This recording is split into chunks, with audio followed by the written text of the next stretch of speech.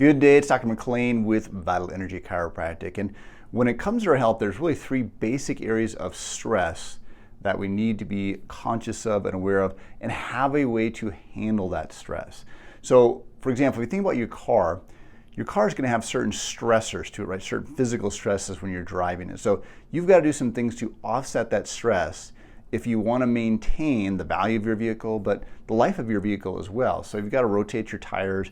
You've got to eventually get new tires, maybe change the transmission fluid. You've got to change the oil. And you do that on a regular schedule. You don't just kind of do it whenever, at least you hope that you don't if you want to get the most value to your vehicle. Well, with our bodies, it's a little more complex than that, but we can also set up really simple systems to offset some of that stress. So in general, with our bodies and our nervous system, we're going to have physical, chemical, and emotional stress.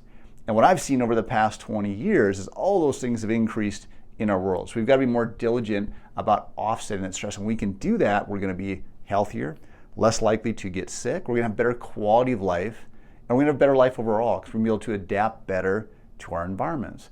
So physical stress, for example, we've got sitting in cars, we've got driving, computers. We've got a lot of things that we do ourselves on a physical basis. So how are we going to offset that physical stress? Well, number one, chiropractic's the best thing you can do to maintain not only the position of your spine and nervous system, which is the foundation for our health, but also the motion and the moving that spine again so we can adapt better to our environment. We also want to work out on a regular basis. So set a schedule to work out on a regular basis. Do your spinal rehab. Your wobble, seat, and your traction, again, are designed to offset some of that stress. So you're going to have a system and a habit to handle that physical stress. Chemical stress. So this has been huge for me because in the past probably 10 to 15 years, the market in terms of shampoos, conditioners, deodorants has really changed a lot. There's a lot more natural options that are very inexpensive. It used to be really expensive to buy that stuff and it didn't work very well. Now you can get this stuff for relatively the same cost. It's natural, so it doesn't have a lot of chemicals and things like that that are going to damage your body. So it's much easier to make that switch. So probably 12 years ago or so, I started switching over my shampoos, my conditioners, deodorants, all those different things, and just maintain that, again, as a habit. Once you make that switch, it's pretty easy to do. Also the foods that we're eating, right? Processed foods, chemicals, really be conscious of what's going into your body.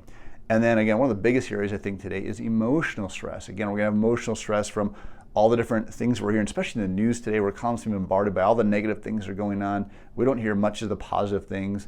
And so there's a lot of things that emotionally stress us today. So you want to have some things to do to offset that emotional stress or handle it better. I do meditation, I do visualization every single day.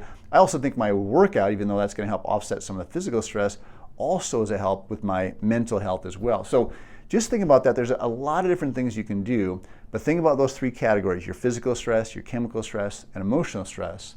And think about habits that you can do, not a treatment, not a way to just handle it in the short term, but a habit that you can set up that's going to continually offset that stress, because those things can be around forever, and all of us are a little bit different. So some areas you might have to spend a little more time and energy in versus other areas. If you've got a really physical job and you're getting a lot of workout in, you may have to spend less time in that area, but more time maybe in the chemical and emotional stress, for example. But the big thing there is, again, to think about those three categories and then habits and systems you're going to set up to offset that stress. And if you want help with that, let us know.